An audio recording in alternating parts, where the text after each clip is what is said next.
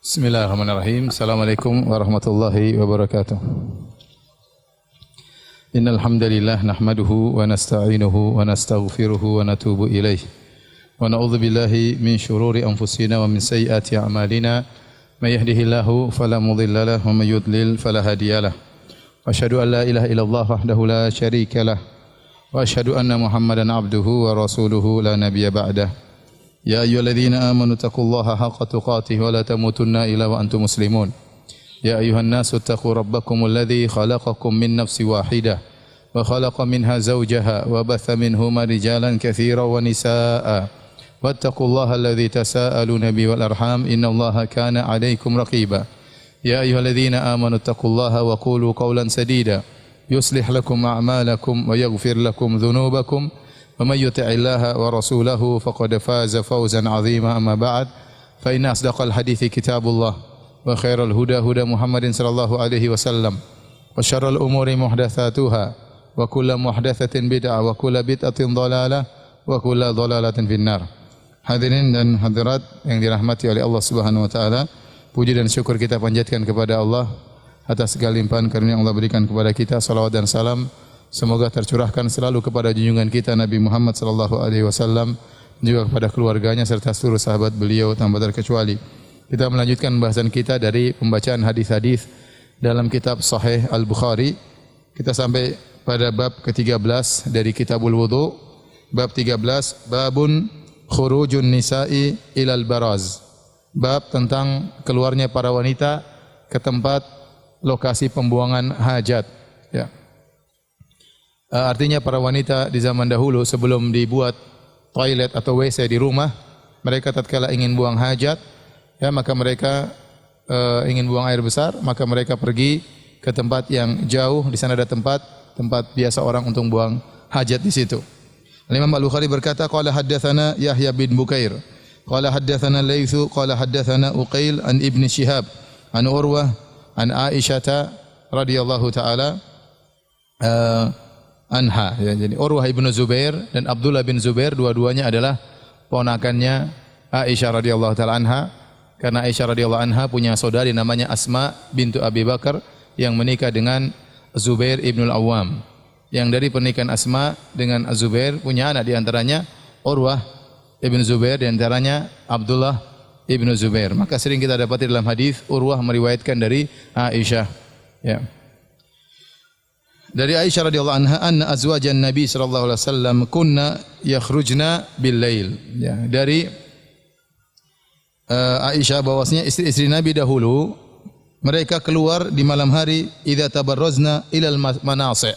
Kalau mereka ingin buang air besar, mereka pergi ke al-manasi'. Al-manasi' apa itu? Wa huwa sa'idun afyah, yaitu tempat lapang yang luas, tempat lapang yang luas yang digunakan untuk buang hajat, yang jauh dari tempat pemukiman, ya, jauh dari pandangan manusia. Fakana Umar radhiyallahu anhu yaqul lin Nabi sallallahu alaihi wasallam, dan Umar radhiyallahu anhu Ibnu Khattab berkata kepada Nabi sallallahu alaihi wasallam, "Uhjub nisa'aka." Ya Rasulullah, tutupilah istri-istri Anda, ya. Falam yakun Rasulullah sallallahu alaihi wasallam yaf'al, akan tapi Nabi tidak menjalankan nasihat Umar bin Khattab radhiyallahu taala anhu. Fa kharajat Saudatu bintu Zam'ata zaujun Nabi sallallahu alaihi wasallam lailatan minal layali isya'an. Maka di suatu hari, di suatu malam, Saudah bintu Zam'ah, istri Nabi sallallahu alaihi wasallam, keluar di waktu malam, di waktu Isya. Wa kanat imra'atan tawilatan, dan Saudah adalah seorang wanita yang tinggi. Fanadaha Umar, maka Umar pun berteriak berbicara dengan Saudah. Umar berkata, "Ala qad arafnaki ya Saudah." Ketahuilah wahai Saudah, saya mengenal engkau, engkau adalah Saudah. Hirsan ala an yunzalal al-hijab. Umar ingin sekali agar turun ayat yang memerintahkan para wanita untuk berhijab. Fa anzalallahu al-hijab, maka turunlah firman Allah tentang kewajiban berhijab. Taib, hadirin dan hadirat yang dirahmati Allah Subhanahu wa taala, di sini dikatakan khurujun nisa ilal baraz, ya. Wanita keluar untuk buang hajat di al-baraz. Al-baraz bisa diartikan tempat untuk buang hajat itu tempat yang terbuka dan luas, dan bisa diartikan al-baras yaitu al-ghaid, yaitu kotoran yang keluar, ya. Sebagaimana kita katakan orang-orang Arab dahulu atau Nabi sallallahu alaihi wasallam juga menggunakan kata-kata kiasan, ya.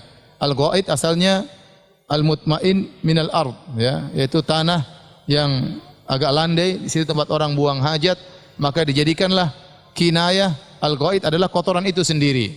Kotoran itu sendiri, ya. Ya. Sama al-baraz artinya sebenarnya tanah tempat buang hajat, tetapi akhirnya digunakan untuk mengungkapkan kotoran yang keluar dari manusia, ya.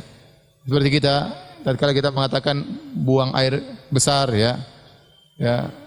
Kemudian kita mengatakan kita mau ke belakang, ya. Jadi kita menggunakan kata-kata yang sopan, mau buang hajat, ya. Karena kalau kita bilang mau beol agak enggak enak didengar, ya. Beol, mau io, ya. Mau eo, enggak enak didengar, ya. Apalagi mau berak itu lebih kasar lagi, ya. Lebih kasar lagi, enggak enak didengar. Maka kita menggunakan kata-kata yang halus, dan ini merupakan adab dan kesopanan. Dan ini juga ada di zaman Nabi sallallahu alaihi wasallam, tatkala mengungkapkan suatu perkataan yang agak enggak enak didengar, maka diungkapkan dengan kata-kata seperti ini, ya. Adapun al-manasi', ya, jamak dari mansa', yaitu tempat-tempat yang dikenal oleh para sahabat min nahiyatil baqi', yaitu daerah baqi'. Daerah baqi', mungkin setelah baqi' ada namanya manasi', tempat mereka buang hajat ke situ di malam hari, para wanita keluar di malam hari buang hajat di situ. Bahkan sebagian ulama seperti Al-Azhari, salah seorang ulama yang punya kitab judulnya Tahdzibul Lughah, tatkala menjelaskan tentang al-manasi', dia mengatakan aroha manasi' kharijal Madinah. Saya rasa manasi' itu tempat di luar kota Madinah. Ini juga diikuti oleh Ibnul Jauzi dalam kitab Gharibnya, ya. Dia mengatakan manasi' adalah tempat di luar kota Madinah. Karena maksudnya apa? Kota Madinah dulu kecil. Kalau antum lihat, kata sebagian ulama, kalau antum lihat pagar di Masjid Nabawi yang mengelilingi Masjid Nabawi, itulah kota Madinah. Itulah kota Madinah. Kalau antum keluar pagar, keluar kota Madinah. Zaman dulu seperti itu, ya. Jadi kotanya kecil dan pagar masjid dulu kecil, 40 kali 40. Sekelilingnya rumah-rumah sahabat nempel dengan Masjid Nabawi, ya. Maka ke Baqi itu jauh, ya. Belakang Baqi sudah keluar kota Madinah. Dan dulu Madinah memang dipagari dengan pagar tembok mengelilingi kota Madinah. Barang siapa yang keluar tembok dikatakan keluar kota Madinah. Makanya saya dapati sebagian ulama tatkala menyebutkan tentang manasi', kata mereka aroha kharijal Madinah. Menurut saya manasi' ini keluar kota Madinah, ya. Enggak mungkin keluar kota, buang air aja jauh, jalan jauh, safar, enggak. Tapi maksudnya keluar tempat pemukiman kota Madinah. Karena setelah Baqi itu sudah keluar pagar kalau kita sekarang, ya. Paling batas akhir pagar Masjid Nabawi daerah apa? Daerah Baqi. Keluar dari Baqi mungkin dikatakan keluar kota Madinah. Dan Umar radhiyallahu taala anhu, ya, sangat memiliki ghirah terhadap istri-istri Nabi. Dia tidak ingin istri-istri Nabi dilihat oleh para laki lain karena begitu sayangnya kepada istri Nabi dan begitu menjaga kehormatan Rasulullah sallallahu alaihi wasallam. Maka Umar kasih ide kepada Nabi. Kata Umar, "Uhjub nisa'ak." Ya Rasulullah, hijablah istri-istri Anda. Jangan sampai kelihatan sama orang. Sebelum turun ayat hijab, maka para wanita dahulu mereka tidaklah buang air besar kecuali di malam hari. Ya, sebagaimana dalam hadis, ya, kunna yakhrujna bil lail. Kata Aisyah dalam hadis, mereka para wanita dahulu kalau ingin buang air besar, mereka keluar di malam hari, asyaan di malam hari. Bahkan dalam hadisatul ifk, ya, tatkala kisah Aisyah radhiyallahu anha dituduh berzina, maka Aisyah berkata, "Fa kharajtu ma'iya Ummu Mistah qibala al-manasi'."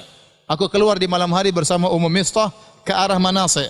Wa huwa mutabarrazuna, dan itulah tempat buang hajat kami.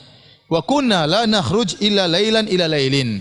Kami dahulu para wanita tidak keluar buang air besar di situ kecuali di malam hari. Jadi sebelum turun ayat hijab, para wanita kalau mau buang air mereka tunggu di malam hari. Mereka tidak ingin dilihat oleh para laki, tapi waktu itu belum turun ayat hijab. Setelah itu turun ayat hijab, ya. Yudinina alaihinna min jalabibihin. Ya, katakanlah, ya, qul li azwajika wa banatika wa nisa'il mu'minin yudidina alaihinna min jalabibihin. Katakanlah wahai Nabi kepada istri-istrimu dan putri-putrimu dan para wanita kaum mukminat agar mereka menurunkan jilbab mereka. Setelah itu diturunkanlah ayat hijab. Ya. Umar sudah turun ayat hijab, berarti tubuh mereka sudah tertutup. Tetapi Umar radhiyallahu anhu masih semangat agar para wanita istri-istri Nabi tidak usah keluar kalau buang air, agar dibuatkan tempat di rumah. Makanya meskipun sudah turun ayat hijab, kemudian Saudah keluar menuju Al-Manasi', maka Umar berkata, "Ala qad arafnaki ya Saudah." Wahai Saudah, saya masih mengenalmu dari postur tubuh Saudah yang tinggi. Kata Umar, engkau adalah Saudah. Jadi Umar berharap Saudah tidak keluar dari rumah. Tapi keinginan Umar ini tidak diikuti oleh Nabi sallallahu alaihi wasallam, ya, karena wanita harus keluar untuk buang apa? Hajat. Dan ini dijelaskan panjang lebar oleh Al-Hafidz Ibnu Hajar rahimahullahu taala. Jadi perkataan Umar kepada Saudah, "Ala qad arafnaki ya Saudah," ketahuilah Saudah, kami mengenal engkau, dan kanat imra'atan tawilah, dia adalah perempuan yang tinggi. Itu setelah turun ayat hijab. Setelah turun ayat hijab dan Saudah sudah pakai jilbab, keluar di malam hari masih dikenali oleh Umar. Maksud Umar apa? Umar ingin istri Nabi jangan keluar, agar tetap di rumah. Jangan sampai diketahui oleh para sahabat-sahabat yang lain. Kenapa ghairah Umar kepada istri Nabi? Umar begitu menjaga kehormatan Rasulullah SAW, tidak ingin istri-istrinya dipandang oleh sahabat-sahabat yang lain. Kemudian, ya, dalam riwayat kata Umar, "Ama wallahi ma takhfaina alaina." Wahai Saudah, engkau tidak samar bagiku. Artinya aku tahu engkau adalah Saudah.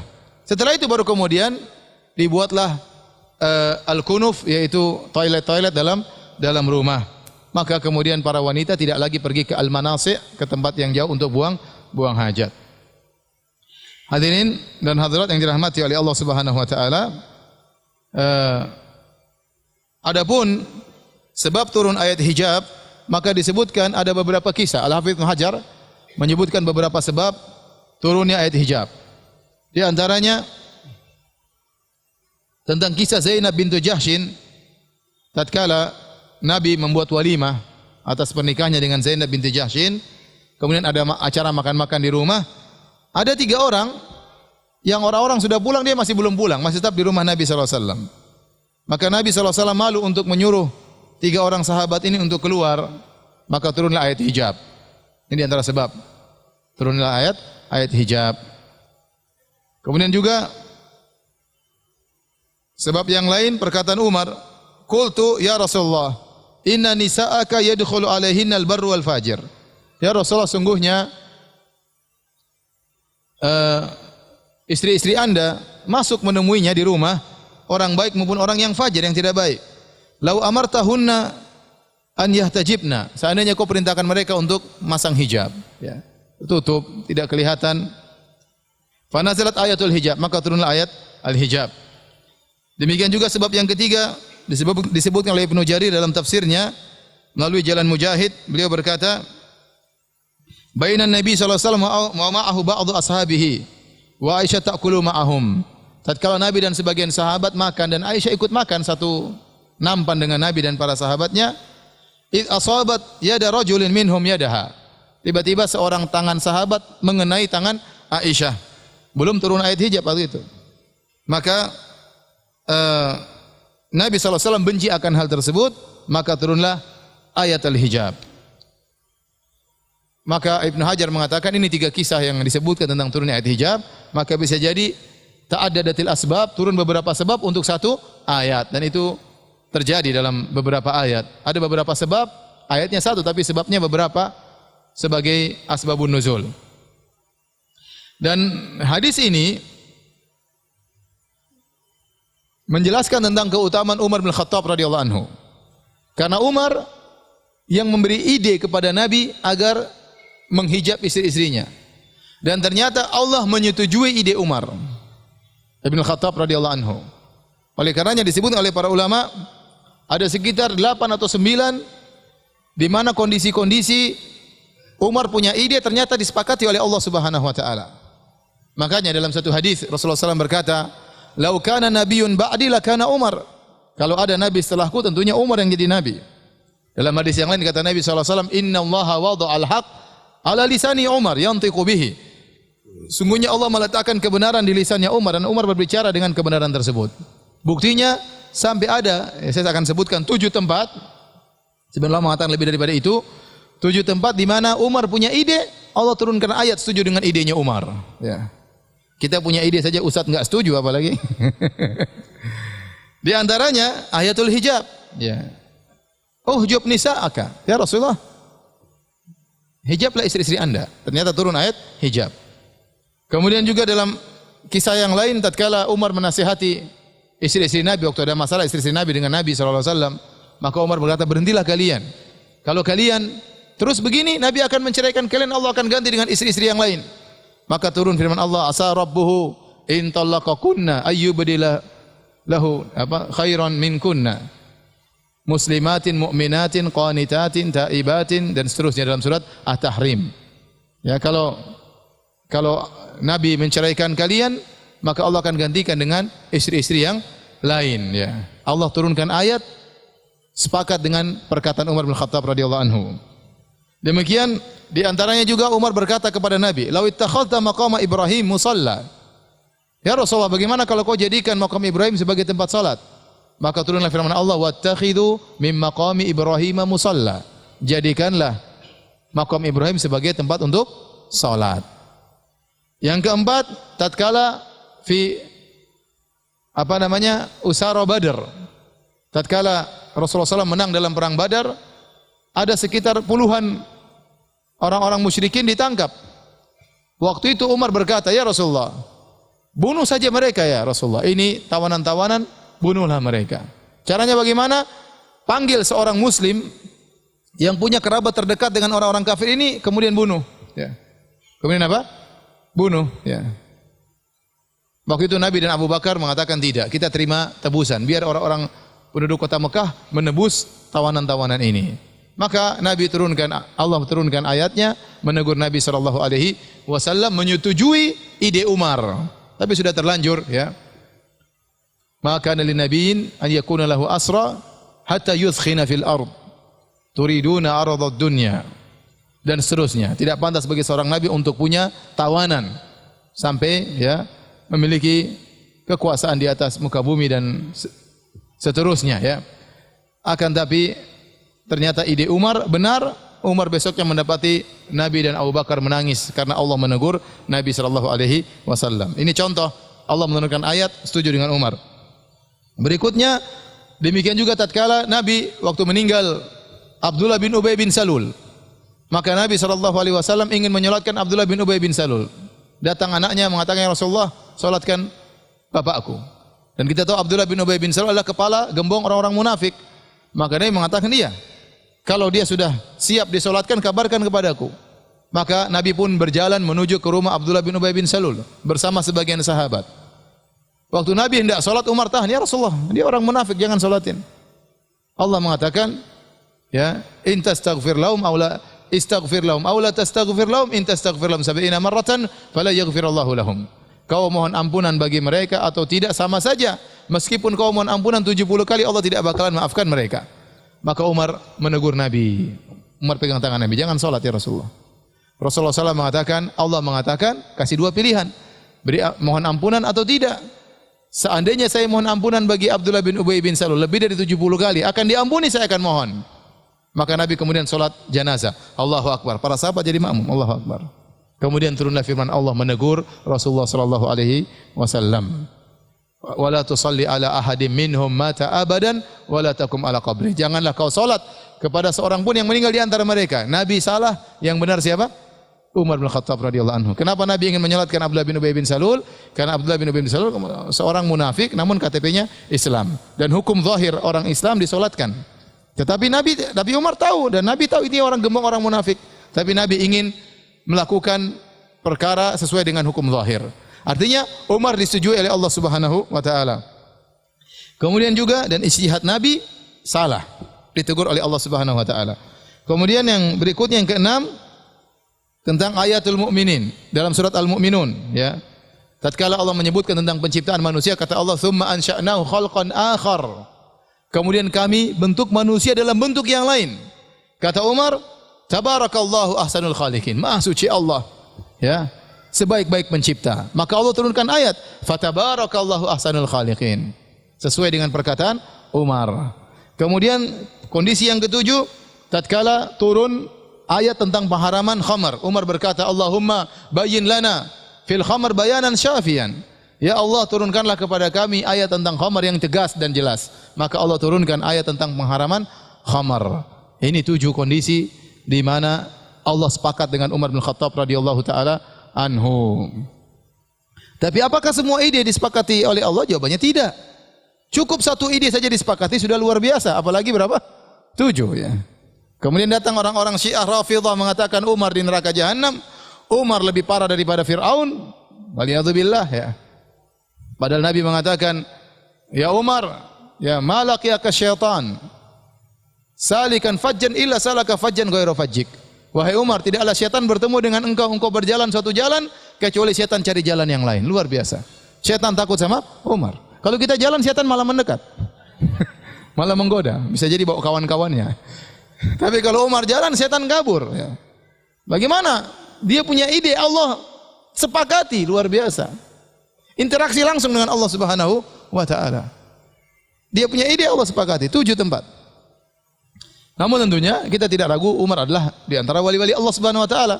Namun meskipun Umar disetujui oleh Allah dalam 7 tempat, tidak semua idenya disepakati oleh Allah Subhanahu wa taala. Di antara ide Umar yang tidak disepakati ini, jadi waktu sudah turun ayat hijab, Saudah sudah pakai jilbab, kemudian Saudah keluar, Umar masih ingin Saudah enggak usah keluar-keluar. Makanya Umar berkata, "Ala qad arafnaki ya Saudah." Kami sudah tahu siapa engkau wahai Saudah. Ya. La takhfaina alaina. Engkau tidak bisa bersembunyi, itu engkau adalah Saudah. Maksud Umar apa? Supaya Saudah jangan keluar rumah. Tetapi ternyata tetap Nabi mengizinkan Saudah keluar rumah dan Allah tidak melarang wanita keluar rumah dalam rangka untuk buang hajat. Adapun ayat hijab turun, maka ada khilaf di kalangan para ulama yang mengatakan pada tahun ke-3 Hijriyah, ada yang mengatakan pada tahun ke-4 Hijriyah, ada yang mengatakan pada tahun 5 Hijriyah. Jadi tidak langsung turun ayat hijab. Tapi kita lanjutkan hadis berikutnya yang menunjukkan ide Umar tidak disepakati oleh Allah Subhanahu wa taala. Al-Imam Al-Bukhari berkata, "Qala haddatsana Zakaria. Qala haddatsana Abu Usama an Hisham bin Urwah an abihi an Aisyah." Lagi-lagi dari Urwah. Hisham bin Urwah tabi'in dari Urwah. Ya, kemudian dari Aisyah radhiyallahu taala anha. Anin Nabi sallallahu alaihi wasallam, dari Nabi sallallahu alaihi wasallam qaal. Beliau berkata, "Qad udzina an takhrujna fi hajatikunna." Sungguhnya telah diizinkan bagi kalian untuk keluar dalam rangka untuk buang hajat. Qala Hisham yakni al-baraz, yaitu diizinkan bagi para wanita untuk keluar rumah, ya, dalam rangka untuk buang hajat. Ini dalil bagaimana para sahabiat dahulu semangat untuk menetap di rumah. Tidaklah mereka keluar dari rumah kecuali dalam kondisi ada keperluan. Dan itulah firman Allah Subhanahu wa taala, "Wa qarna fi buyutikunna wa la tabarrajna tabarrujal jahiliyatil ula." Dan hendaknya kalian menetap di rumah-rumah kalian. Wa qarna, qarar yaitu menetap di rumah-rumah kalian, dan janganlah kalian keluar dan jangan kalian berhias sebagaimana orang-orang jahiliyah. Taib. Perhatikan di sini para hadirin. Saya bacakan perkataan Ibnul Mulaqqin, gurunya Al-Hafidz Ibnu Hajar dalam kitabnya Tawdhih. Saya bacakan, dia berkata, "Kana Nabi sallallahu alaihi wasallam ya'lamu anna hijabahunna atau hajbahunna khairun min ghairihi." Sungguhnya Nabi tahu bahwasanya menghijab istri-istrinya itu lebih baik daripada tidak menghijabnya. Lakinnahu kana yataraqqabul wahyu. Akan tapi Nabi tidak berani memerintahkan, beliau tunggu wahyu dari Allah Subhanahu wa taala. Beliau lebih gira terhadap istrinya daripada Umar. Tetapi beliau harus melakukan sesuai dengan wahyu dari Allah. Belum turun wahyu, maka diperbolehkan keluar tanpa jilbab, tanpa hijab. Nabi tahu istrinya lebih baik berhijab, tetapi Nabi tidak memerintahkan. Kenapa? Karena Nabi menunggu wahyu turun. Bidalil annahu lam yuwafiq Umar hina asyara bidzalik. Buktinya meskipun Umar sudah mengisyaratkan, ya Rasulullah uhjub nisa'ak, ya Rasulullah hijablah istri-istrimu, Nabi tidak sepakat. Nabi belum menyetujui. Kenapa? Belum ada wahyu yang turun. Wa kana adamuhu min adatil Arab. Perhatikan sini. Dan tidak berhijab itu kebiasaan orang-orang Arab. Jadi kalau kita mengatakan bahwasanya jilbab itu hanyalah adat orang-orang Arab, tidak benar. Justru adat orang Arab itu tidak pakai jilbab. Dan ini pernyataan para ulama. Ayat hijab turun pada tahun 3 Hijriah atau 4 Hijriah atau 5 Hijriah berdasarkan penjelasan para ulama. Berarti sejak awal 13 tahun Nabi berdakwah di kota Mekah. Kemudian 3 tahun Nabi di kota Madinah, belum turun ayat hijab. Dulu mereka saling melihat, saling mengenal, saling mengetahui, dan kebiasaan orang-orang Arab tidak pakai hijab. Maka jangan sampai lagi ada yang nyeletuk bahwasanya hijab adalah adatnya orang Arab. Kita orang Indonesia enggak usah pakai hijab, enggak usah pakai jilbab. Yang penting pakaian kesopanan sudah cukup, ya. Kelihatan leher sedikit, kelihatan konde, ya. Kemudian pakai baju batik, pakai sanggul di kepala, sudah cukup. Sesuai dengan tradisi kita, ya. Apalagi banyak ibu pakai jilbab, pakai baju batik dalam kondisi baju yang sangat ketat. Terlihat lengkukan-lengkukan tubuhnya, stalaktit dan stalagmit, ya. Kelihatan seluruhnya. Ini sudah cukup, ya. Tidak usah pakai jilbab. Rok naik sedikit tidak ada masalah. Ini pakaian kesopanan, ini enggak benar. Jilbab itu bukan kebiasaan orang Arab, bukan tradisi orang Arab. Justru datang syariat merubah tradisi orang Arab dari tidak berjilbab menjadi pakai jilbab. Adapun pakai cadar, maka itu para ulama sepakat itu diwajibkan atas istri-istri Nabi. Makanya Al-Qadhi Iyad berkata, wal hijab alladhi khassa bihi ummahatil mu'minin huwa fardun alaihinna bila khilaf fil wajhi wal kaffaini fala yajuzu lahunna kashfu dhalika li syahadatin wala ghairiha. Kata Al-Qadhi Iyad, hijab yang dikhususkan bagi istri-istri Nabi, yang wajib bagi mereka mencakup menutup wajah dan menutup kedua tangan. Maka mereka, istri-istri Nabi tidak boleh membuka wajah mereka meskipun dalam rangka untuk beri persaksian ataupun keperluan yang lainnya. Ini khusus istri-istri Nabi, semuanya pakai cadar. Adapun selain istri-istri Nabi, maka ada khilaf di kalangan para ulama. Apakah cadar itu wajib atau tidak? Tapi semua ulama sepakat cadar itu dianjurkan. Cadar dianjurkan. Kenapa? Karena istri-istri Nabi semuanya bercadar. Cuma khilaf apakah wajib atau tidak, atau hanya sekedar sunnah, maka ini khilaf di kalangan para ulama. Adapun istri-istri Nabi, maka semuanya bercadar sebagaimana penjelasan Al-Qadhi Iyad rahimahullahu taala. Baik, hadis ini ada beberapa faedah yang bisa diambil. Ya. Di antaranya sebagaimana dijelaskan oleh Ibnu Battal, dinukil oleh Al-Hafidz Ibnu Hajar dalam Fathul Bari, boleh bagi wanita untuk tasarruf, yaitu bertindak dalam urusan keperluan mereka. Artinya mereka boleh keluar rumah kalau dalam rangka untuk buang hajat, ya. Sama kalau keluar rumah ternyata dalam kondisi berobat, tidak ada suami, maka mereka boleh karena ini hajat mereka mendesak, ya. Enggak mungkin seorang disuruh menunda buang hajat. Keperluan harus keluar. Sama seorang mungkin sakit harus berobat, segera keluar, ya. Kemudian boleh seorang yang di bawah, ya, menegur yang di atas kalau ternyata ada kemaslahatan yang jelas. Maksudnya dia berdalil dengan Umar yang menegur Nabi dengan mengatakan, uhjub nisa'ak, ya Rasulullah hijablah istrimu. Padahal Umar muridnya Nabi, tapi Umar melihat kemaslahatan yang jelas, maka boleh bagi dia untuk menyampaikan kepada Nabi. Maka demikian pula seorang murid boleh menyampaikan kepada guru, kepada ustadznya, ustadz sepertinya begini. Kalau memang ada masalah yang jelas, tidak mengapa dia menegur ustadznya atau menyampaikan ide kepada ustadznya. Umar menyampaikan ide kepada Nabi sallallahu alaihi wasallam. Ya, dan ini juga menunjukkan mangkobahnya Umar, manakibnya Umar. Bagaimana Umar, ternyata ide Umar disepakati oleh Allah Subhanahu wa taala. Ini juga dalil bolehnya seorang lelaki berbicara dengan wanita di jalan kalau ada keperluan. Dalilnya apa? Dalilnya waktu Saudah keluar sendirian, Umar menegur. Umar berkata, "Qad arafnaki ya Saudah." Wahai Saudah, saya kenal engkau. Maksud Umar apa? Agar dia tidak keluar rumah. Jadi tidak mengapa kita bertemu orang di jalan, kita tegur wanita, ya, kalau memang ada keperluan, tidak ada masalah, karena Umar berbicara dengan Saudah. Kemudian juga boleh berbicara dengan agak keras, ya, dalam rangka untuk menegur. Umar waktu menegur Saudah dengan kata-kata yang agak keras, ya. Kami tahu siapa engkau wahai Saudah, kau tidak bisa bersembunyi dari kami. Ini kata-kata yang agak keras. Ya, namun tujuan Umar adalah agar Saudah tidak keluar dari rumah. Kemudian jawazu wa'dhir rajuli ummahu fid din. Ya. Boleh seorang laki menasihati ibunya dalam masalah agama. Kenapa? Karena Saudah istri Nabi adalah ummahatul mukminin, ummul mukminin. Dan Umar menegur ibundanya ummul mukminin Saudah. Ya. Wa azwajuhu ummahatuhum. Kata Allah, dan istri-istri Nabi adalah ummahat kaum mukminin. Maka tidak mengapa seorang menasihati ibunya kalau memang ada kemaslahatan. Hadis ini juga menunjukkan bahwasanya Nabi sallallahu alaihi wasallam menunggu wahyu dalam urusan-urusan syar'i.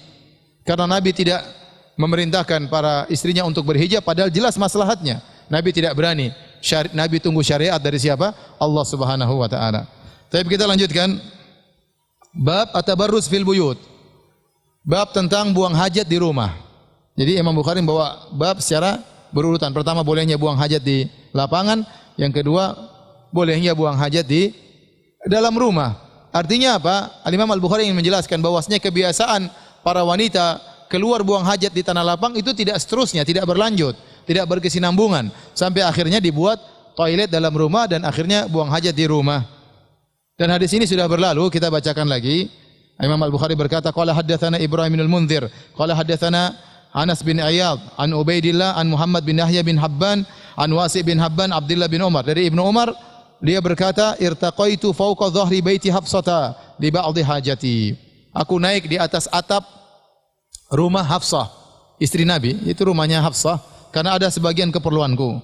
Fara'aitu Rasulullah SAW yaqdi hajatahu mustadiral qiblah mustaqbil Syam. Aku lihat Nabi SAW sedang buang hajat, ya, membelakangi kiblat menghadap negeri Syam, menghadap Syam, ya.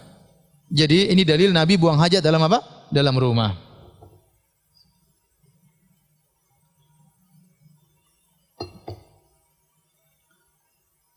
Demikian juga dalam hadis yang sama, beliau berkata, haddatsana Yaqub bin Ibrahim qala haddatsana Yazid bin Harun qala akhbarana Yahya an Muhammad bin Yahya bin Habban anna ammahu Wasi' bin Habban akhbarahu anna Abdullah bin Umar akhbarahu.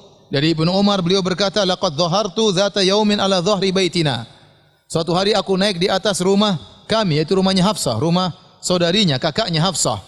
Faraitu Rasulullah sallallahu alaihi wasallam qa'idan ala labinataini mustaqbila Baitul Maqdis. Maka aku melihat Nabi duduk di atas dua bata, buang hajat menghadap ke Baitul Maqdis. Ini dalil Nabi buang hajat dalam rumah. Taib, kita lanjutkan. Bab berikutnya, bab ke-15, bab al-istinja bil ma. Bab tentang cebok dengan air, membersihkan kotoran dengan air. Al-Imam Al-Bukhari berkata, qala haddatsana Abdul Walid Hisham bin Abdul Malik, qala haddatsana Syu'bah an Abi Mu'adz wasmuhu Atha bin Abi Maimunah. Qala sami'tu Anas bin Malik yaqul, kana an-nabi sallallahu alaihi wasallam idza kharaja li hajatihi aji'u ana wa gulamun ma'ana idawatun min ma'in, yakni yastanji bihi. Kata Anas bin Malik, Nabi sallallahu alaihi wasallam jika keluar untuk buang hajat, aku datang dan seorang anak muda yang bersama kami, ya, dan seorang anak muda bersama kami membawa idawa. Idawa itu tempat air terbuat dari kulit. Yakni yastanji bihi, yaitu diberikan kepada Nabi untuk istinja, Kenapa dibawakan hadis ini oleh Al-Imam Al-Bukhari? Al-Imam Al-Bukhari ingin membantah sebagian orang yang mengatakan makruh untuk istinja dengan air. Kata mereka yang afdal adalah dengan menggunakan istijmar, dengan batu. Itu lebih afdal. Mereka menyebutkan 3 sebab. Yang pertama, ya, kata mereka, cebok dengan air itu kebiasaan wanita. Laki-laki jangan sama dengan apa? Wanita. Kalau wanita harus pakai air. Ya, kalau enggak pakai air repot, ya. Pakai batu repot, ya. Kemudian yang kedua, kata mereka, karena kalau orang cebok pakai air, maka tangannya harus pegang kotoran. Dan dia mengotori tangannya terdahulu baru kemudian dia cuci. Perbuatan apa ini? Kotorin tangan baru cuci kembali. Mending jangan pakai tangan, mending pakai batu. Kalau pakai batu tidak perlu menyentuh kotoran, tinggal digosok. tidak perlu menyentuh kotoran. Dalil yang ketiga kata mereka, karena air adalah mat'um, karena air adalah makanan. Zaman dahulu air itu sulit. Air sulit, cari minum air susah, kok air air digunakan buat apa? Cebok. Dengan 3 dalil ini kata mereka, yang lebih utama adalah pakai istijmar, pakai batu, dan jangan pakai air untuk istinja. Maka Imam Al-Bukhari membawakan hadis ini untuk membantah mereka. Bahwasanya Nabi SAW dahulu juga beristinja. Apa kalian merasa lebih afdal daripada Nabi SAW? Tentu tidak. Nabi SAW ternyata istinja juga dengan air. Bahkan datang dalam riwayat yang lain, ya. Dari riwayat Syu'bah kata Anas, fa antaliqu ana wa gulamun minal ansari ma'ana. Aku berjalan bersama seorang pemuda dari Ansar, ma'ana idawatun fiha ma. Bersama kami ada tempat buat air yang terbuat dari kulit. Yastanji minha Nabi sallallahu alaihi wasallam, maka Nabi beristinja dengan air tersebut. Namun orang-orang yang mengatakan bahwasanya Nabi tidak pernah beristinja, Nabi hanya beristijmar. Saya ulangi, ada istinja, ada istijmar. Istinja pakai apa? Air. Istijmar pakai batu dan yang semisalnya. Ya, pakai batu, pakai kayu, ya. Pakai daun, ya. Pakai tisu, itu semuanya apa? Istijmar. Kata mereka Nabi tidak pernah beristinja. Adapun di sini kata mereka maksudnya Nabi yastanji bilma, maksudnya yaitu Nabi wudu, setelah itu pakai air.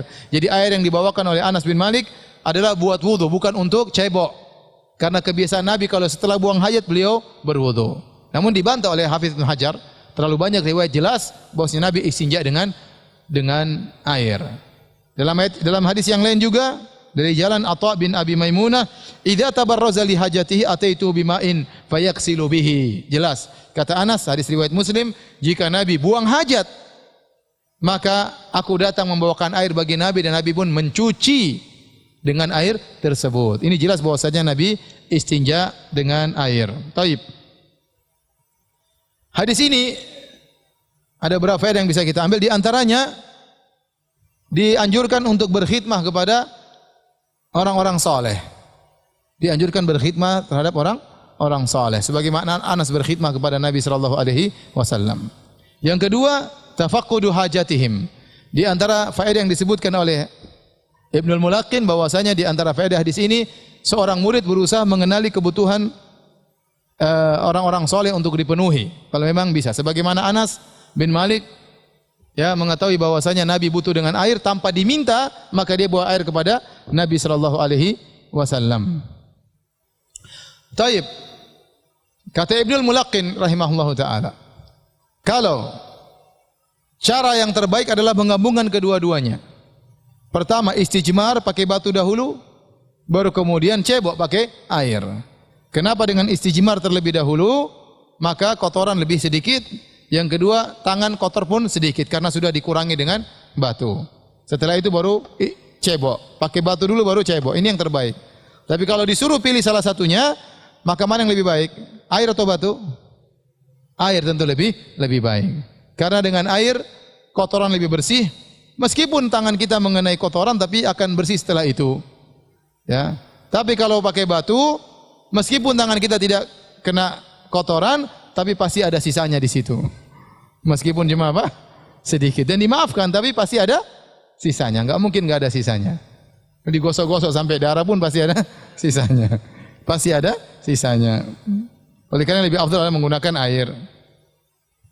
Tapi kita lanjutkan, bab man humila ma'ahul ma' lituhurihi.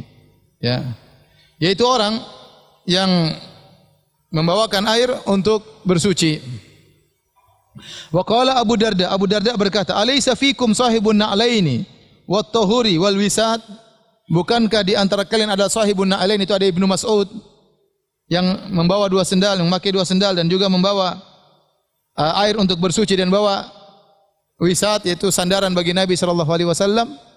Maksudnya apa? Abu Darda di sini memuji Ibnu Mas'ud ini suka membantu Nabi, bawakan sendalnya Nabi, bawakan air buat Nabi sallallahu alaihi wasallam, bawakan bantal buat Nabi sallallahu alaihi wasallam, ya. Maka dia dipuji Ibnu Mas'ud radhiyallahu taala anhu karena berkhidmah kepada Nabi sallallahu alaihi wasallam. Setelah itu Imam Al-Bukhari membawakan hadis, qala haddatsana Sulaiman ibnu Harbin, telah menyampaikan kepada Sulaiman bin Harb, qala haddatsana Syu'bah an Abi Mu'adz an Atha bin Abi Maimunah qala, sanadnya sama dengan sanad sebelumnya, cuma datang lebih terperinci. Sami'tu Anasan yaqul, aku mendengar Anas bin Malik berkata, kana Rasulullah sallallahu alaihi wasallam idza kharaja li hajatihi, adalah Nabi sallallahu alaihi wasallam kalau keluar ingin buang air, tabi'tuhu ana wa gulamun minna, maka aku pun mengikuti Nabi bersama seorang anak muda. Gulam ini ada khilaf berapa umurnya. Ada yang mengatakan sampai 7 tahun.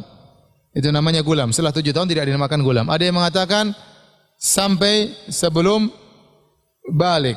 Setelah balik bukan lagi gulam. Ada yang mengatakan namanya gulam itu sampai tumbuh jenggotnya. Ya. Kalau setelah tumbuh jenggotnya bukan lagi disebut dengan gulam. Intinya ini anak muda yang ikut bersama Anas. Dan Anas juga masih kecil. Karena waktu Anas berkhidmat kepada Nabi usianya masih muda. Aku bersama anak muda yang lainnya, kami bawa suatu tempat isinya air buat Nabi sallallahu alaihi wasallam. Nah, siapakah anak muda ini yang bersama Anas bin Malik? Ada khilaf di kalangan para ulama. Para ulama berusaha mengenal siapa anak muda yang disebut oleh Anas bin Malik ini. Kenapa? Karena ini anak mulia, berkhidmah kepada Nabi sallallahu alaihi wasallam, membawakan air buat Nabi sallallahu alaihi wasallam. Ibnu Hajar mengatakan seakan-akan Imam Bukhari menyatakan anak muda itu namanya Ibnu Mas'ud. Karena sebelum menyebutkan tentang hadis Anas bin Malik, Imam Bukhari menyebutkan perkataan Abu Darda, "Alaisa fikum sahibun na'lain?" Bukankah di antara kalian ada Ibnu Mas'ud yang membantu membawakan sendal Nabi, membawakan air buat Nabi? Ya, berarti pemuda yang menemani Anas untuk bawa air itu adalah Ibnu Mas'ud. Ini pendapat. Ada pendapat lain yang mengatakan yang dimaksud adalah Abu Hurairah radhiyallahu anhu, tapi Abu Hurairah sudah besar, bukan gulam lagi. Ada yang mengatakan disebut gulam ini hanyalah kinayah. Apalagi disebutkan dalam sebagian riwayat minal ansar, pemuda dari Ansar. Nah, Ibnu Mas'ud bukan Ansari, Abu Hurairah juga bukan Ansari. Terus siapa dong kalau begitu? Dalam riwayat yang lain, ya, dari Jabir radhiyallahu anhu, anna Nabi sallallahu alaihi wasallam intalaqa li hajatihi fattaba'ahu Jabir bi idawatin. Maka Nabi keluar untuk buang hajat, maka Jabir datang membawa air. Seakan-akan pemuda tersebut adalah Jabir. Wallahu a'lam bishawab siapa pemuda tersebut, tapi pemuda tersebut sangat mulia karena membantu menyiapkan air buat ceboknya Nabi sallallahu alaihi wasallam. Baik, kita lanjutkan.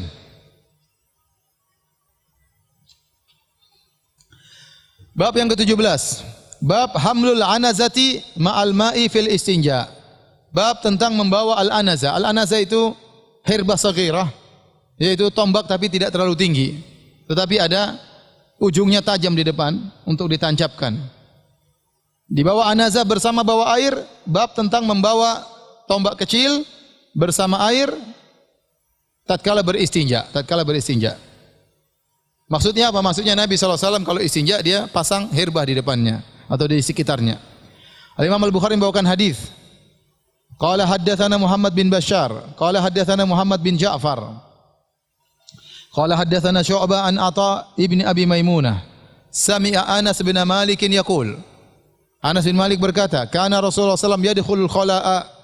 Nabi SAW pergi ke tempat kosong untuk buang hajat. Fa ahmilu ana wa gulamun idawatan min ma'in. Maka aku pun membawa tempat air bersama seorang pemuda. Wa anazatan, dan kami juga bawa anazah, yaitu tombak kecil tadi. Yastanji bil ma, dan Nabi pun cebok dengan air. Anazah ini, ya, jangan dibaca anzah ya. Anzah itu kambing ya. Kalau anazah tongkat ya. Tadi tombak kecil. Anazah tersebut adalah hadiah yang diberikan Najasyi, Raja Najasyi, ya, kepada Nabi sallallahu alaihi wasallam. Dan ini menunjukkan anazah tersebut adalah alat perang, ya, karena orang-orang Habasyah terbiasa berperang dengan menggunakan tombak. Maka Raja Najasyi pernah memberikan hadiah kepada Nabi sebuah tombak. Tombak itu ternyata dibawa oleh Nabi sallallahu alaihi wasallam. Timbul pertanyaan, apa hubungannya tombak dengan istinja? Kenapa Anas bin Malik membawakan tombak buat Nabi istinja? Maka ada beberapa pendapat di kalangan para ulama. Ada yang mengatakan Nabi bawa anazah agar Nabi tutup tatkala dia ingin buang hajat, untuk menutup auratnya. Tapi kita katakan anazah buat apa? Enggak bisa tutup aurat, tombak paling kecil. Apa yang mau ditutup? Ya. Ada yang mengatakan Nabi taruh anazah kemudian meletakkan kain di atasnya supaya tertutup. Sama saja. Kalau kain di atasnya, di bawahnya terbuka. Yang paling bahaya aurat di bawah. Ya. Apa faedahnya? Dibantah. Ada yang mengatakan Nabi bawa anazah, khawatir tatkala Nabi buang hajat tiba-tiba ada binatang buas. Ya maka Nabi selalu bersiap diri kalau ada binatang buas yang menyerang. Tapi ini juga pendapat yang jauh. Ya. Kemudian ada yang mengatakan Nabi bawa anazah, Nabi ingin kalau ada tanah yang keras digemburkan supaya apa? Nabi kalau buang air kecil di situ tidak kecipratan. Maka dibawalah anazah tadi untuk menggemburkan tanah supaya kalau Nabi buang air tidak ciprat ke tubuh Nabi, tidak balik. Ini pendapat. Ada yang mengatakan Nabi SAW meletakkan anazah supaya orang tahu jangan dekat-dekat situ karena Nabi sedang buang hajat. Dan pendapat yang paling kuat disampaikan oleh Ibnu Hajar bahwasanya Nabi SAW kalau sudah beristinja kebiasaan beliau adalah berwudu, dan kalau sudah beliau berwudu kebiasaan beliau adalah apa? Salat. Sehingga Nabi dimanapun berada kalau sudah berwudu kebiasaannya adalah salat sunnah wudu. Ya. Dan Nabi memerlukan anazah tersebut untuk sutrah. Dan ini pendapat yang dipilih oleh Ibnu Hajar. Kata saya bacakan, ya. Au tuhmalu li'annahu kana idza stanja tawaddaa. Karena Nabi kalau salam sudah istinja beliau berwudu. Wa idza tawaddaa shalla. Dan beliau kalau sudah berwudu beliau salat. Wa hadza azharul aujuh. Dan ini adalah pendapat yang paling kuat di antara pendapat-pendapat semuanya. Ya. Wa sayati tabwib alal anazah fi sutratil musalli fi salat. Dan akan datang tentang bab tentang anazah dijadikan sutrah untuk salat. Karena Nabi SAW kalau salat dia menghadap ke mana? Ke sutrah. Maka tongkat tadi dibawakan kepada Nabi untuk apa? Untuk sutrah salat. Ya, ada pendapat yang lain mengatakan Nabi SAW ya membawa tongkat tersebut untuk keperluan yang lain yang tidak disebutkan. Ya, tapi inilah pendapat yang paling kuat. Sudah azan kah? Sudah. Taib. Nanti kita lanjutkan lagi habis salat insyaallah taala. Bismillahirrahmanirrahim. Alhamdulillah salatu wassalamu ala Rasulillah wa ala alihi wa sahbihi wa ala. Kita lanjutkan bab an-nahyu 'anil istinja bil yamin. Bab tentang larangan beristinja menggunakan tangan kanan. Qala haddatsana Mu'adz ibnu Fadalah qala haddatsana Hisham ad-Dastuwai an Yahya bin Abi Katsir an Abdullah bin Abi Qatadah an abihi qala qala Rasulullah sallallahu alaihi wasallam. Ya, dari Abu Qatadah dari Rasulullah sallallahu alaihi wasallam bersabda, "Idza syariba ahadukum fala yatanaffas fil ina." Kalau seorang dari kalian minum, maka janganlah dia bernafas di gelas atau di tempat untuk minum. Wa idza atal khala fala yamassa dzakarahu bi yaminihi. Jika seorang buang hajat, maka janganlah dia memegang zakarnya dengan tangan kanannya. Wala yatamassah bi yaminihi, dan janganlah dia beristinja dengan tangan kanannya atau beristijmar dengan tangan kanannya. Di sini jelas bahwasanya ada larangan beristinja dengan menggunakan tangan kanan. Namun bagaimana hukumnya? Ada khilaf di kalangan para ulama. Sebagian ulama mengatakan Al-Imam Al-Bukhari hanya membawakan lafal larangan untuk beristinja dengan tangan kanan tanpa menjelaskan apakah larangan tersebut hukumnya haram ataukah makruh. Adapun pendapat jumhur ulama, mereka membawakan larangan ini pada bab adab, hanya sekedar adab. Oleh karenanya larangan ini tidak sampai pada derajat haram, hanya sampai pada derajat makruh. Adapun pendapat ahlu zahir, zahiriyah dan sebagian ulama syafi'iyah berpendapat bahwasanya beristinja dengan tangan kanan hukumnya haram. Ya.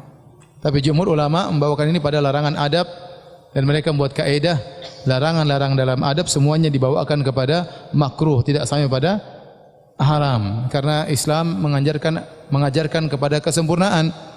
Namun jika dilanggar tidak sampai pada derajat haram, hanya saja hukumnya makruh. Dan ulama Syafi'iyah yang berpendapat bahwasanya beristinja dengan tangan kanan hukumnya haram, itu pun mengatakan istinjanya sah. Adapun ahlu zahiriyah mengatakan barang siapa yang beristinja dengan tangan kanan tidak sah, harus cebok ulang. Tidak sah. Adapun pendapat yang benar, kalaupun dengan tangan kanan yang penting sudah bersih, tetap apa aja? Sah ya. Terlepas apakahnya hukumnya haram atau makruh. Ahlu zahir mengatakan tidak sah, harus diulang ya. Baik. Nabi SAW mengatakan, "Fala tanaffas, janganlah ya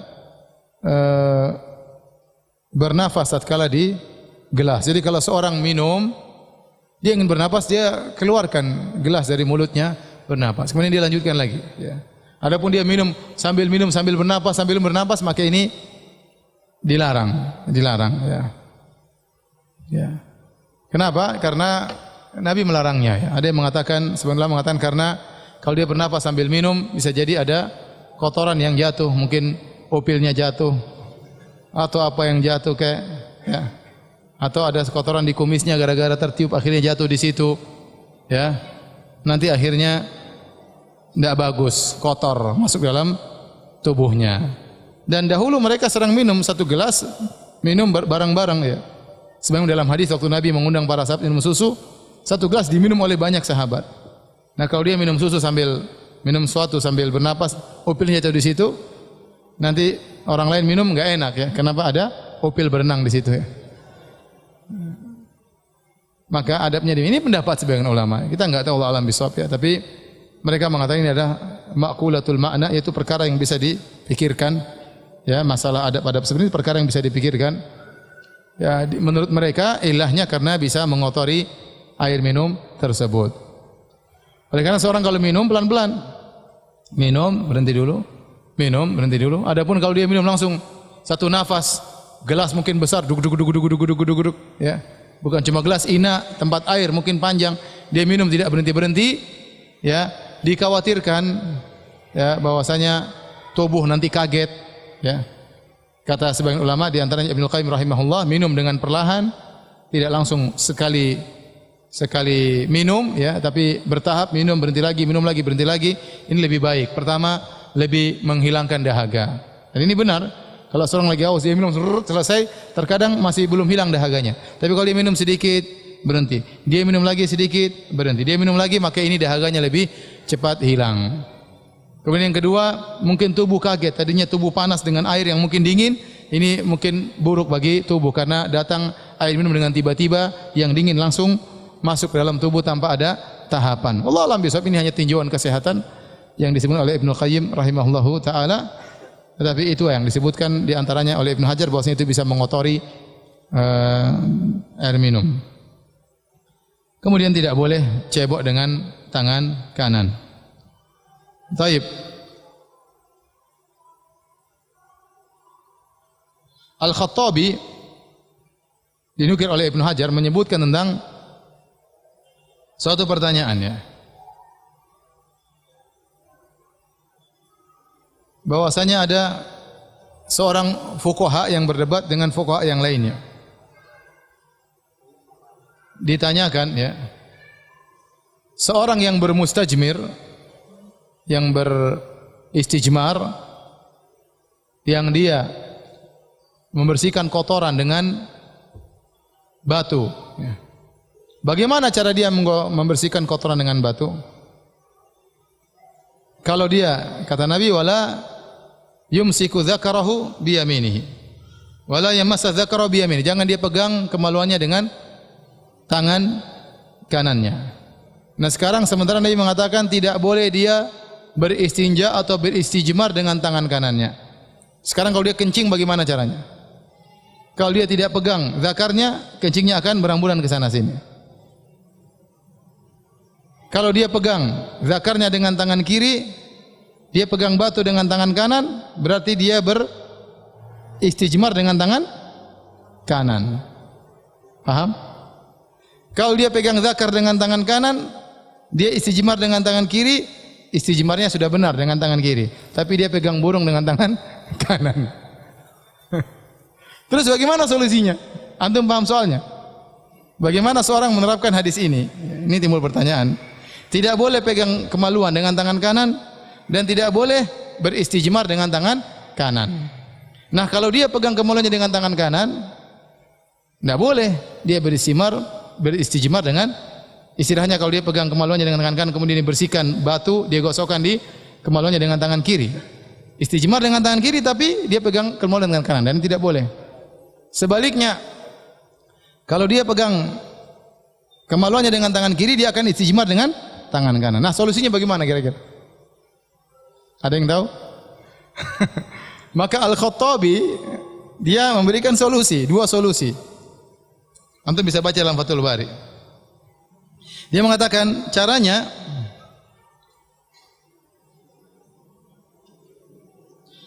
dia cari batu yang keras, yang tidak bisa bergerak, yang enggak perlu dia pegang.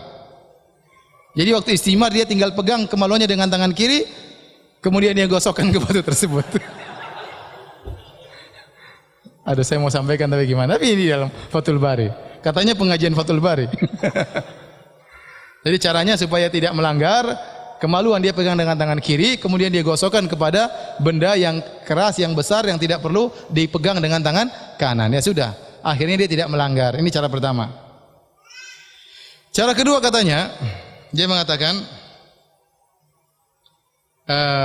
kalau dia tidak mendapati batu model seperti itu, maka dia duduk, dia letakkan, mohon maaf, pantatnya di tanah, kemudian dia memegang batu dengan kedua mata kakinya atau dengan dua jari jempolnya, kemudian dia gunakan untuk menggosok kemaluannya. Dia pegang kemaluannya dengan tangan kiri, kemudian digosokkan dengan kakinya. Ini caranya supaya tidak berdosa. Ini perkataan Al-Khattabi. Dikritiki oleh Ibnu Hajar, kata Ibnu Hajar,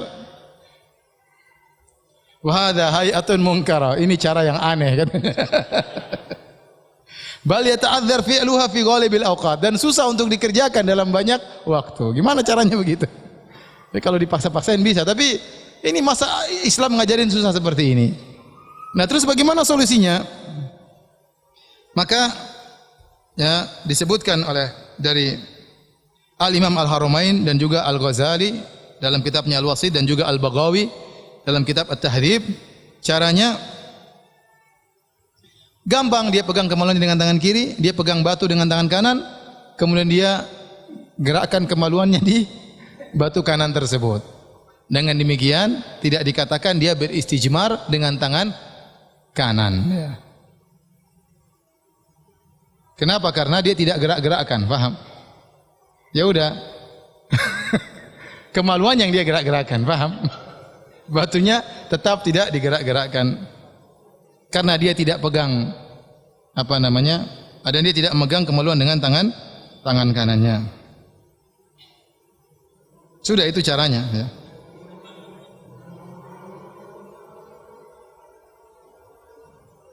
Baik, hadis berikutnya terakhir. Udah ngerti caranya tadi? Mending pakai air. Mending pakai air. Kata beliau sama seperti seorang istinja. Orang istinja, bukankah waktu dia cebok dia siramkan air pakai tangan kanan? Dia bersihkan dengan tangan kiri. Apakah waktu dia menyirapkan air dengan tangan kanannya dikatakan dia beristinja dengan tangan kanan? Jawabannya tidak. Tangan kanan hanya sekedar untuk menyiram air. Paham? Sama waktu dia beristinjmar, dia juga pegang kemaluan dengan tangan kirinya, tangan kanannya hanya pegang batu. Ya, paham logikanya? Maka tidak dikatakan dia beristimar dengan tangan kanan, tetap dia beristimar dengan tangan kiri, karena tangan kiri yang digunakan untuk menggerakkan kemaluannya. Ya sudah, jangan dibayangkan. Pakai air lebih selamat. Baik. Tapi terkadang kita perlu, contoh seperti kita di pesawat, nggak ada air, kita pakai tisu, nggak apa-apa. Ya, sebagian orang pakai tisu dia ragu-ragu, masih sudah bersih atau belum. Jangankan pakai tisu, pakai batu aja bersih. Ada sisanya Ustaz, dimaafkan sisanya. Dimaafkan apa? Sisanya. Dan berapa najis dimaafkan. Contoh, Nabi wanita yang pakai rok panjang, bukankah kalau dia berjalan terkena najis? tapi dihilangkan dengan debu. Ya, belum tentu debu tersebut menghilangkan bau, tapi dimaafkan. Karena syai' ma'fu, perkara najis yang dimaafkan. Contoh lagi Nabi mengatakan jika seorang masuk masjid, dia pakai sendal. Kalau sendalnya dilihat dulu ada kotoran, suruh gosok-gosokkan.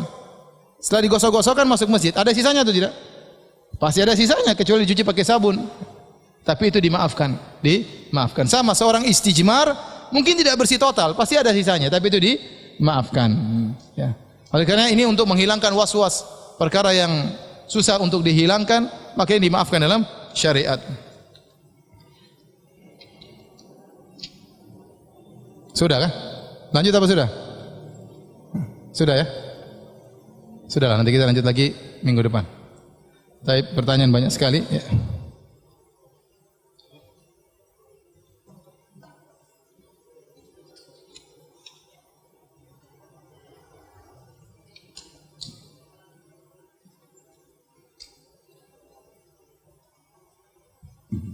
Apakah karena kebiasaan Nabi yang selalu wudu setelah buang hajat merupakan alasan anjuran agar kita selalu menjaga wudu? Ya, Nabi SAW kebiasaannya beliau menjaga wudu. Setiap beliau batal, beliau menjaga wudu. Ya. Dan di antara sunnah adalah menjaga wudu, menjaga kesucian.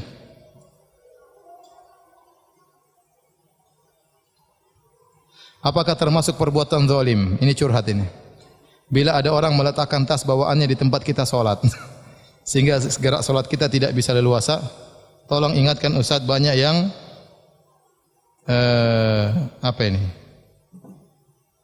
mungkin meletakkan tasnya dalam kajian. Ya akhi, kalau antum bawa barang, antum solat, ya antum taruh depan antum, tidak apa. Antum solat sujud kan setelah misalnya buku, antum taruh sujud di bawah antum, tidak apa. Ya. Kalau antum taruh orang akhirnya mau sujud nggak bisa, atau antum taruh tas di situ akhirnya orang mau apa? Sujud nggak bisa, terhalangi. Akhirnya dia untuk sujud tidak leluasa dan tidak menyenangkan karena space menjadi sempit. Ya sudah, jangan taruh tas depan antum atau depan orang. Antum taruh depan antum enggak ada masalah, yang antum tempat salat situ, atau antum taruh persis depan antum jadi antum salat setelah tas, enggak ada masalah. Sehingga tidak menyulitkan tatkala sedang salat.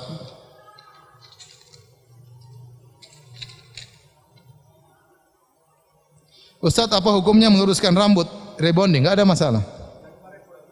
Meluruskan, mengkeritingkan, mengombangkan, mengkeribokan. Masalah.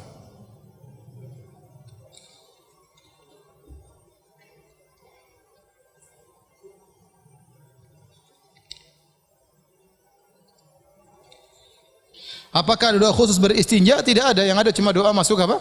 Masuk WC, masuk toilet.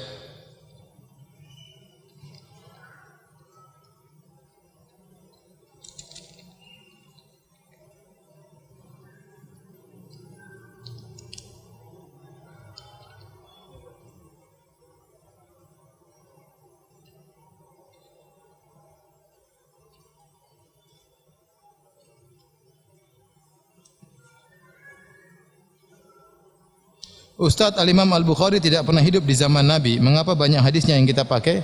Ya karena Imam Bukhari meriwayatkan dari Nabi dengan sanad. An fulan dari sahabat dari Nabi sallallahu alaihi wasallam.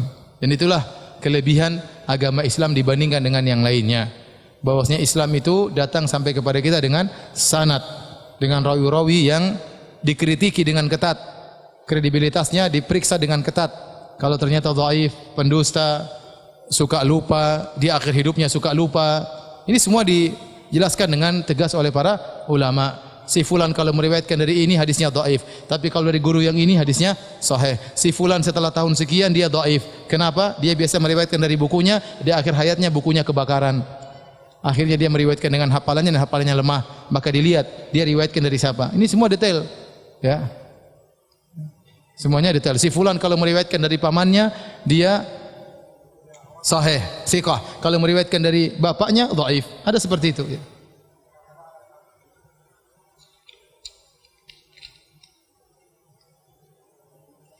Bagaimana posisi WC atau toilet di Mekah? Apakah menghadap kiblat?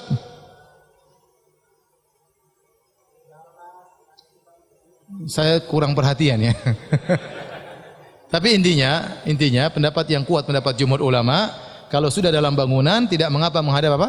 Kiblat. Sudah kita jelaskan pada pertemuan-pertemuan kemarin. Ya. Tapi kalau untuk menghindarkan khilaf, jangan menghadap kiblat. Tapi pendapat yang kuat, ini pendapat jumhur ulama, mayoritas ulama, bahwasanya kalau sudah dalam bangunan maka tidak mengapa.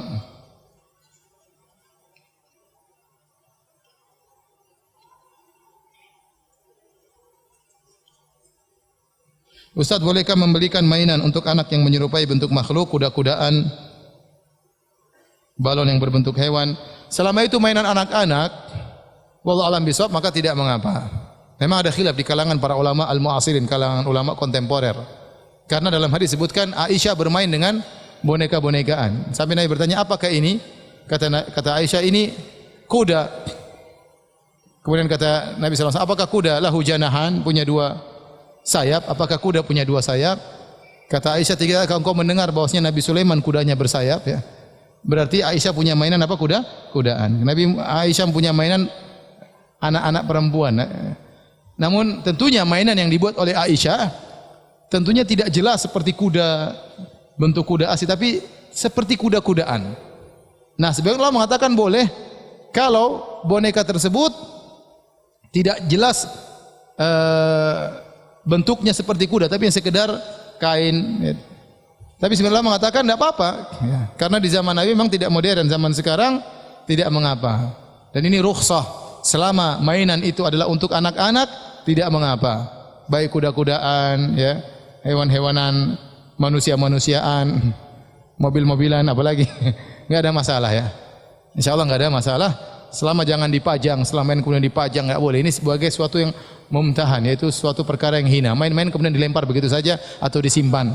Adapun boneka yang dipajang maka tidak boleh. Ya, maka tidak boleh. Allah alam bisawab. Saya lebih condong pada pendapat itu bahwasanya mainan anak-anak tidak mengapa meskipun dalam bentuk hewan, selama itu mainan anak-anak, itu rukhsah.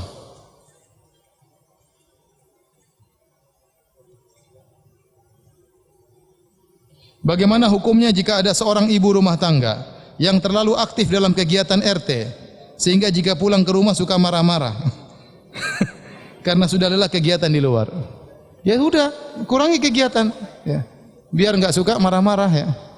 Orang kalau sudah letih kerjaannya marah-marah. Terlalu banyak kegiatan di rumah sehingga hak suami kurang diperhatikan.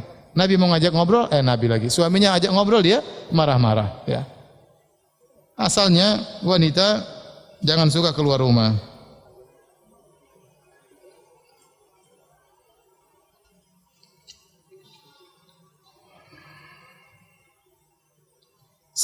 Sahkah wudu seorang jika tidak membaca niat tapi hanya basmalah?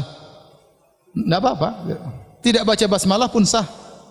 Tidak baca basmalah pun apa? Sah, karena sudah kita jelaskan pada temuan yang lalu bahwasanya basmalah hukumnya cuma apa? Sunnah. Karena hadis tentang basmalah didhaifkan oleh banyak ulama. Tapi demikian saja kajian kita. Insyaallah kita lanjutkan pada kesempatan ini. Mohon maaf banyak pertanyaan tidak bisa saya jawab karena kekurangan ilmu, bisa ditanyakan kepada ustaz yang lain. Subhanakallah bihamdik asyhadu an la ilaha illa anta astaghfiruka wa atubu ilaik. Assalamualaikum warahmatullahi wabarakatuh.